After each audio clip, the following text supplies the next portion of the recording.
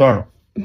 那睡吧。以前真就因为他打雷，我俩都得分床睡，给我整的都可郁闷了。就为了让他闭嘴，喷子、臂夹、口贴，还有那又贵又占地方的呼吸机，都没少折腾。我们试了一圈，最后才发现还是这个根据打呼噜设计的牙套是真好用。这个还是我日本的牙齿朋友给推荐的。他说打呼噜吧，就是因为我们睡沉了以后，舌根和下颚这样压住了这块不通了。他这个呢，就是让这块给抬起来，通了，自然就不打了。这已经是我老公打卡的第36天了。刚开始我还真以为是我自己睡得沉，但后面睡眠助手是一点都没有记录到。他收到以后是平的，就要像橡皮泥一样放开水里面烫一下，然后拿出来就能咬一个属于自己的牙膜，这种就特别的贴合，哪怕翻身啊侧睡都不会掉下来。其实吧，最开始我还是觉得它有点小贵，但是那天它突然打着打着就停了，查了豆包以后叫什么呼吸暂停，给我吓得是一夜都不敢睡。这种啊是真的要重视起来，而且人家现在还送了3对可以替换的牙胶，用个2-3年都没有问题的。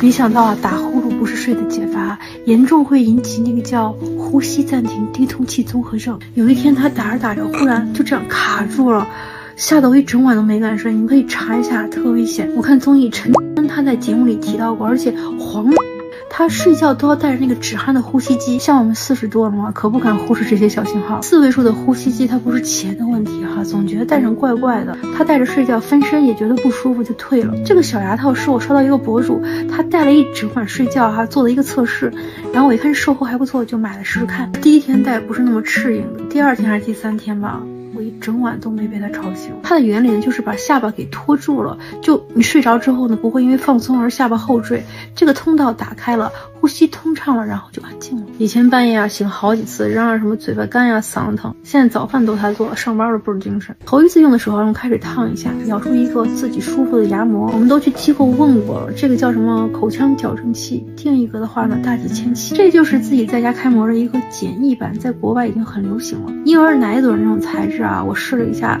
就软软的，也不会有异物感。它还附带了3个可以替换的牙胶。上期如果还是1字开头3位数的话，一个号他就让拍一个。哎呀，能睡得踏实点，真太值了。有关部门能不能严查一下这止鼾牙套？太安静了，我都有点不习惯了。你们不知道它之前有多严重，吵得我烦躁不说，自己还能把自己给震醒。它这个止鼾牙套跟什么鼻贴、嘴贴还真不一样，它是能从源头解决问题的。